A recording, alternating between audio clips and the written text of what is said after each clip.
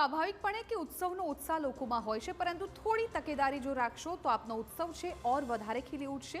એટલે ખાસ એ જોઈ લઈએ કે દિવાળીમાં કઈ બાબતનું ધ્યાન રાખવું જોઈએ।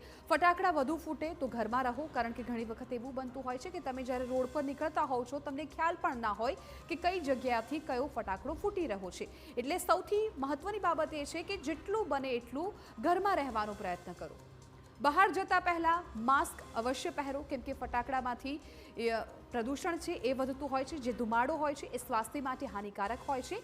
એર પ્યોરિફાયર્સનો ઘરમાં રાખો, ખાસ કરીને હવામાં પ્રદૂષણ વધી જતું હોય છે ને, જેને કારણે જો ઘરમાં તમે એર પ્યોરિફાયર્સ રાખશો તો પણ તમને વાંધો નહીં આવે।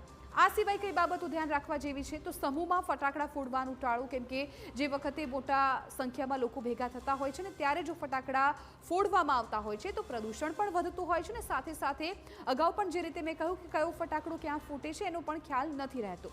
આ સિવાય વધુ પાણી પીવું, હેલ્ધી ખોરાક લેવો આ પણ ખૂબ મહત્વપૂર્ણ બની રહે છે। આ તમામ બાબતો ધ્યાન રાખવાથી આપની જે દિવાળી છે ઓર વધારે સારી રહી જશે।